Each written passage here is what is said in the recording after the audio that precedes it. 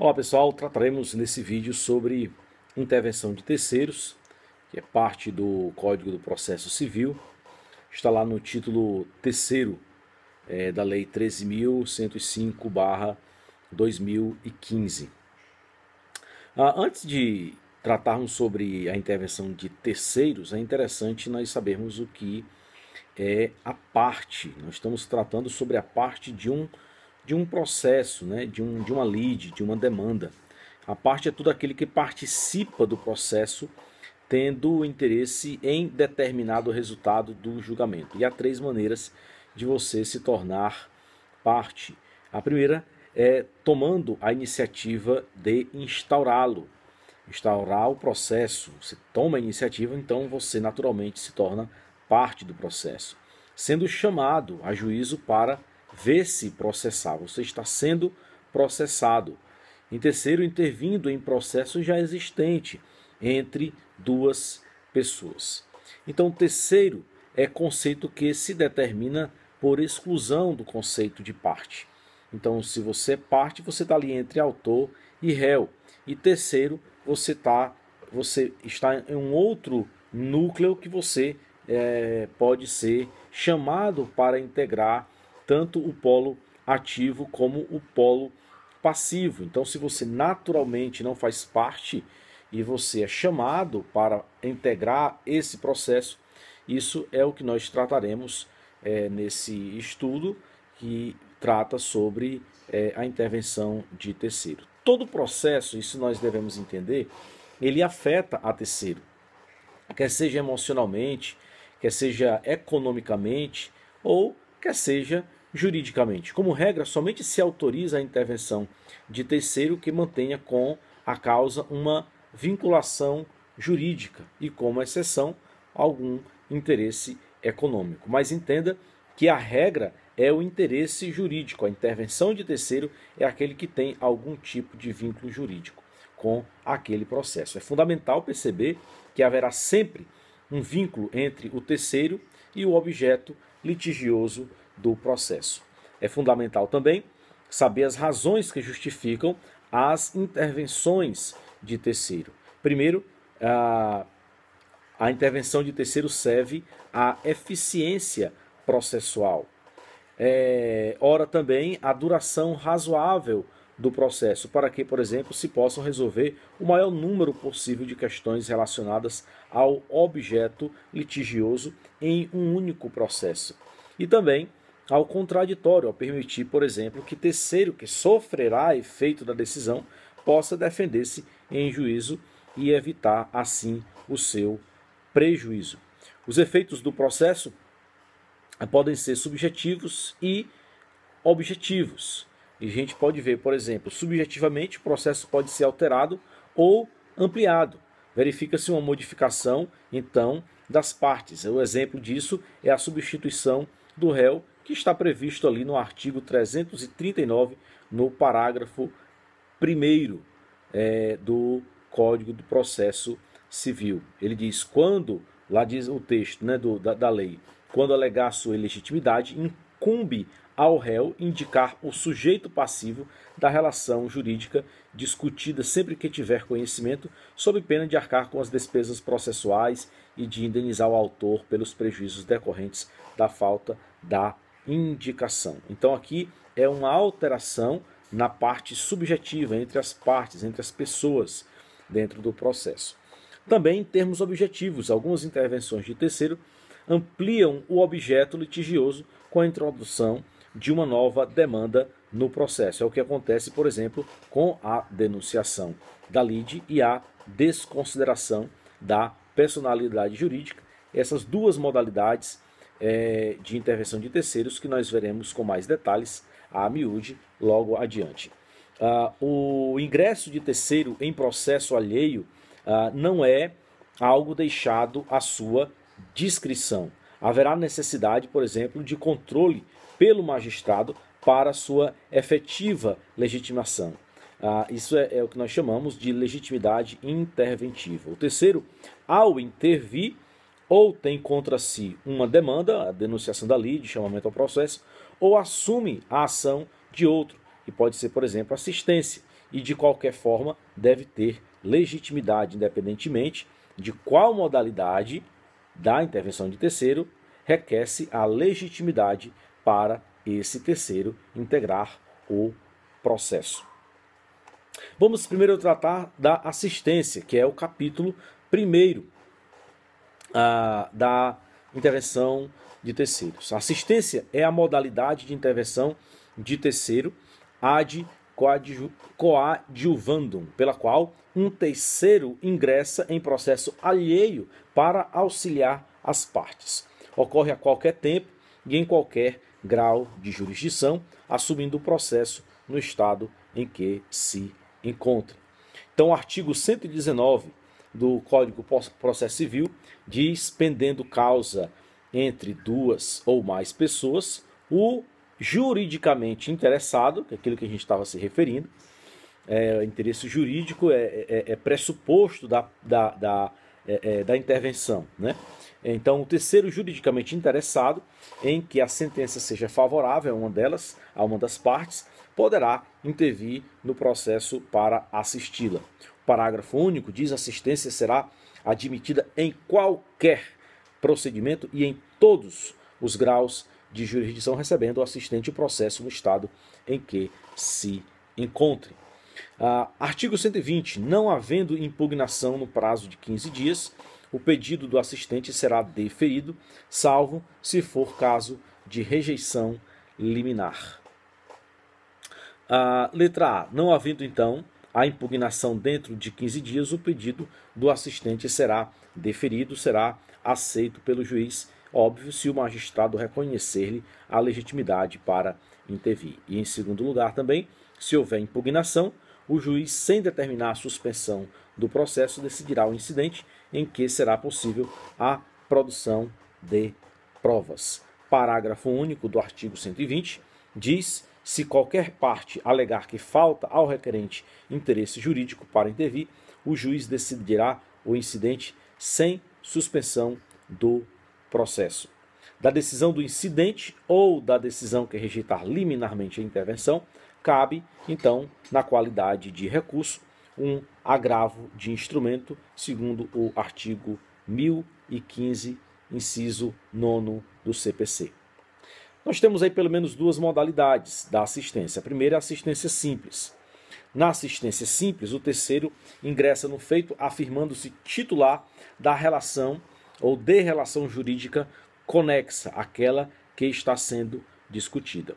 O interesse jurídico do terceiro reflete-se na circunstância de manter-se este com o assistido, relação jurídica que poderá, nesse caso, ser afetada pelo julgamento da causa. Então, o assistente simples visa a vitória para que o vínculo jurídico existente com o assistido não seja afetado reflexivamente. O bom exemplo disso, exemplo mais comum na doutrina, é o sublocatário em processo de despejo contra o locatário. Então ele participa na qualidade de terceiro, com interesse jurídico para que o locatário não perca então a sua qualidade como tal e, consequentemente, o sublocatário tenha que entregar o imóvel locado. O artigo 121 diz: o assistente simples atuará como auxiliar da parte principal, exercerá os mesmos poderes e sujeitar-se-á aos mesmos ônus processuais que o assistido, sendo revel ou de qualquer outro modo omisso o assistido. Nesse caso, o assistente será considerado seu substituto processual. Note que a revelia do assistido não produz efeitos ante a atuação do assistido simples, que cumpre exatamente o seu papel na qualidade de parte auxiliar, evitando assim as consequências dessa conduta omissiva. Ok? O artigo 122 diz: assistência simples não obsta a que a parte principal reconheça a procedência do pedido, desista da ação, renuncie ao direito sobre o qual se funda a ação ou transija sobre direitos controvertidos. Então, o 122, ele é claro ao subordinar a ação do assistente aos negócios jurídicos processuais realizados pelo assistido. Quando não houver a manifestação da vontade do assistido, que praticou o ato fato processual, que nesse caso é revelia, a atuação do assistente será totalmente eficaz. Então, o assistido ele foi omisso, então o assistente, todos os atos do assistente tornam-se plenamente eficazes, salvo expressa manifestação contrária do assistido, caso em que estaremos diante de um negócio processual dispositivo expresso. Se há negócio jurídico dispositivo realizado pelo assistido, o assistente a ele se subordina. Resumindo essa parte, se caso foi revel o assistido, o assistente poderá impor a sua vontade. O assistido manifestou a sua vontade, a ela estará subordinada o assistente. Ok? Então, tomando o exemplo anterior, no caso lá do locatário e do sublocatário, o proprietário está pedindo o prédio. Então, se porventura o locatário manifesta a sua vontade, então o sublocatário não pode ir contra a vontade dele. Mas, porventura, aí no caso, se o locatário for omisso, silenciar, então o assistente assume a sua parte de auxiliar e a sua vontade, a sua voz, a sua palavra, a sua manifestação terá assim valor. 123 terá valor independentemente, óbvio, da vontade do locatário, porque este silenciou. Vale ressaltar isso.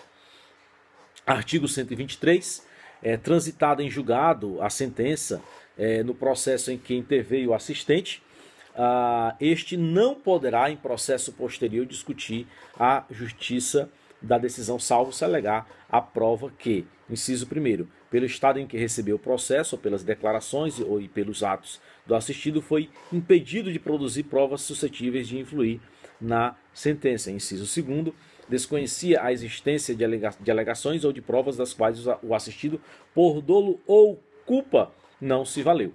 Então, essas alegações aqui do inciso 1 e 2 do artigo 123, que são questões de defesa do assistido simples, são chamadas de exceptio mali gesti processus ou exceção de má gestão processual. O assistente simples alega, em suma, que não pode ficar vinculado à justiça da decisão, pois o processo foi mal conduzido pelo assistido. A coisa julgada pode ser rescindida por ação rescisória, artigos 966 e seguintes do Código de Processo Civil. Muito bem, agora trataremos sobre a assistência litisconsocial, artigo 124. Considera-se litisconsorte da parte principal o assistente sempre que a sentença influir na relação jurídica entre ele e o adversário assistido. Então, a assistência litisconsocial é a hipótese de litisconsórcio unitário, facultativo, ulterior. Trata-se de intervenção espontânea, pela qual o terceiro transforma-se em litisconsorte do assistido. Daí porque o seu tratamento é igual àquele deferido ao assistido, isto é, atua com a mesma intensidade processual, não vigorando as normas que o colocaram em posição subsidiária a litisconsórcio unitário ulterior, aplicando-se a partir daí todo o regramento sobre o assunto. Por isso, o Código de Processo Civil a denomina de assistência litisconsocial. Vamos agora à denunciação da lide. Denunciação da lide é uma intervenção de terceiro provocada. Então, o terceiro é chamado a integrar o processo porque uma demanda lhe é dirigida. A denunciação da lide é uma demanda incidente, regressiva, eventual e antecipada. Vamos tratar uma a uma. Em primeiro lugar, é uma demanda incidente. É demanda nova em processo já existente. É incidente que acrescenta ao processo um novo pedido. Trata-se de hipótese de ampliação ulterior do processo. Assim, o processo passa a ter duas demandas: a demanda principal e a demanda incidental, que é a que trata a denunciação da lide. Em segundo lugar, além de incidente, ela também uma demanda regressiva. Do ponto de vista material, a denunciação da lide é a demanda que veicula pretensão regressiva ou de garantia. O denunciante visa ao ressarcimento pelo denunciado de eventuais prejuízos que porventura venha a sofrer em razão do processo pendente. Em terceiro lugar, também é uma demanda eventual, porque feita sob condição. A demanda regressiva somente será examinada se o denunciante for derrotado na demanda principal. É como se o denunciante formulasse o seguinte pedido: se eu afinal acabar vencido, se eu perder, peço desde já que o denunciado seja condenado a pagar-me a indenização a que eu porventura tenha direito. Isso você pode dar uma olhada no artigo 129 do CPC. E em quarto lugar, a denunciação da lide é uma demanda antecipada. O denunciante se antecipa e antes de sofrer qualquer prejuízo, e para a hipótese de vir a sofrê-lo, propõe demanda em face de terceiro com o objetivo, então, de imputar-lhe a responsabilidade pelo ressarcimento. A denunciação consiste em verdadeira propositura de uma ação de regresso antecipada para a eventualidade da sucumbência do denunciante. Artigo 125 diz: é admissível a denunciação da lide promovida por qualquer das partes. A denunciação da lide é uma opção posta à disposição da parte interessada. Se não denunciar a parte apenas, poderá exercer eventual direito regressivo autonomamente, ou seja, em outro processo. Então isso é uma faculdade. Você não perde o seu direito de regresso. A questão é que, se porventura você propor em um incidente processual a intervenção de terceiro, chamada denunciação da lide, você pode tratar sobre aquela questão, você pode requerer o seu direito de regresso ali mesmo dentro daquele processo. Inciso 1º, ao alienante imediato, no processo relativo a coisa cujo domínio foi transferido ao denunciante, a fim de que possa exercer os direitos que da evicção lhe resultam. Não se admite, por exemplo, a denunciação per salto. Não se pode, por exemplo, denunciar alguém que não mantenha com o denunciante uma relação jurídica direta. Não pode o denunciante, por exemplo, pular o alienante da coisa para denunciar o alienante do alienante. O inciso é destinado a todo aquele que, adquirindo a título oneroso o domínio, a posse ou uso da coisa, venha a perdê-los em ação própria, por decisão judicial. Trata-se de clássico exemplo de direito de garantia legalmente previsto no Código Civil. Inciso 2º, aquele que estiver obrigado por lei ou por contrato indenizar em ação regressiva o prejuízo de quem for vencido em processo. O artigo 126, a citação do denunciado será requerida na petição inicial, se o denunciante for autor, ou na contestação, se o denunciante for réu, devendo ser realizada na forma e nos prazos previstos no 131. Então, quando o autor for o titular da pretensão regressiva, a denunciação será promovida na própria petição inicial, formando entre o réu da demanda principal e o denunciado um litisconsórcio eventual inicial. O artigo 127, feita a denunciação pelo autor, o denunciado poderá assumir a posição de litisconsorte do denunciante e acrescentar novos argumentos à petição, procedendo-se em seguida à citação do réu. Então, em primeiro lugar, a citação do denunciado, depois cita-se o réu da demanda principal. Artigo 128, feita a denunciação pelo réu, se o denunciante, inciso 1º, se o denunciado contestar, ou seja, se o contestado defendesse, o pedido formulado pelo autor, o processo prosseguirá tendo na ação principal em litisconsórcio, denunciante e denunciado. Nesse caso, o denunciado, tendo na ação principal em litisconsórcio, nesse caso, o denunciado não aceita o alegado pelo denunciante, que, por sua vez, junta-se ao réu, criando um litisconsórcio passivo entre denunciante e denunciado. Vamos pular aqui alguns artigos e chegar no chamamento ao processo.